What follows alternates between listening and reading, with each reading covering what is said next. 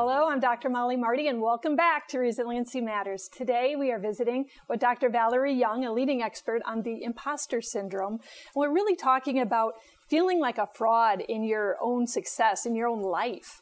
And how do you stop those thought patterns that are leading to that? And we've been kind of moving toward how do you help manage this in someone else's life? I know you work with a lot of businesses and managers, so they're seeing this in these young, driven professionals. But we're also talking to parents today. And how do you see this and recognize this in your teens or your children? Can you share some experiences or stories you've had about that? Sure. Well, I think, and you may be more familiar with this than I am, but low effort syndrome, which is you see very bright young people who don't apply themselves. And unconsciously, I think the thinking there is better to be thought as lazy than stupid, which is just a response. And I was mentioning to you earlier that I had gotten an email from a mother whose daughter was picked up for drunk driving. And her daughter had dropped out of college, 6 credits away from graduating. And she admitted at the time that she felt like an imposter, that she didn't really belong in college. So there's all kinds of implications. If you see your child being horribly perfectionist, or if they are rejecting compliments all the time and explaining away their success, well, I just got lucky this time, because it's always the next test that they're afraid that's the big one where I'm going to fail. So they have all this anxiety leading up to each one, and then they usually knock it out of the park, and then the cycle repeats itself over and over. Okay, so you're looking at patterns of minimizing success, kind of letting that not being able to take compliments, not being able to celebrate successes. And you're looking at high anxious patterns. And then it sounds like you could even be looking at drug or alcohol use or some numbing. There's some numbing. Sabotage. There's different ways that we might sabotage our success because that's stressful. So, showing up late for something, for an important test, or not studying. There's different ways we kind of sabotage our own success because we don't feel deserving, and we don't want to take that chance of succeeding or failing. Yeah. And it's just so sad for me to even go inside that young woman's head and think, okay, those are my choices, lazy or stupid. Yeah. Lazy's safer, and to self-sabotage in that way.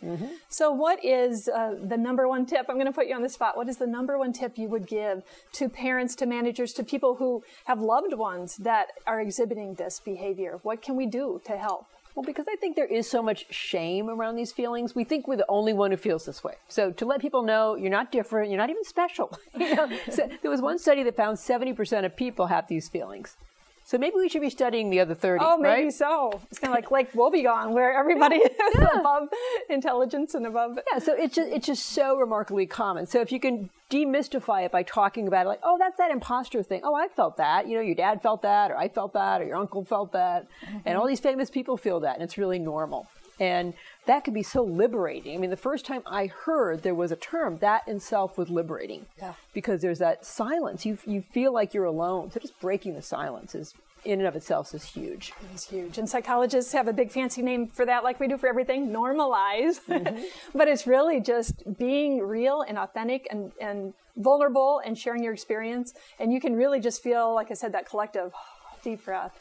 Really? Mom, you've had these feelings? You've thought this way? Yeah, and if you're watching TV with your child and you see someone on TV, like I saw Denzel Washington being interviewed, and he said before he stepped onto the stage on Broadway for the big hit Fences, he said, when you're in the wings, if you don't have that what the heck am I doing here moment, then it's time to hang it up. So those are good teaching moments. Did you hear what he said? He's nervous, but he's going to keep going. He's going to go out on stage anyway. Yes, and there's so much to that, to teaching them how to move through the fear and to take those risks and those challenges. Yep. You have spent a lot of time in organizations and schools across the country. What are the costs? I'm interested both individually and to organizations. This comes at what price to us? I think a huge price because it shows up in different ways. For some people, it's flying under the radar. So they don't raise their hand. They don't ask questions. They don't volunteer ideas. So if you're going to school and you're not asking questions, you're missing out on all kinds of learning opportunities. You're not going for advanced positions. You're not challenging yourself. And then there's a financial cost down the road. Or often people who feel like imposters procrastinate. And that's another way to protect yourself. Because if you wait to the very last minute and the results are bad, you have a built-in excuse because it really didn't represent your best efforts. But the rub is, if the results are good and you're successful, then you feel like a fraud because you feel like, phew, I fooled them again. Again, yeah. Or workaholism. Very often a coping mechanism is people, they get into the cycle of studying harder, working longer than anybody else, and after a while you burn out. But they think they have to work harder because everyone else is smarter than them, and that's the only way they can be successful. So there are enormous costs, really, on an individual and organizational Absolutely. basis. Okay.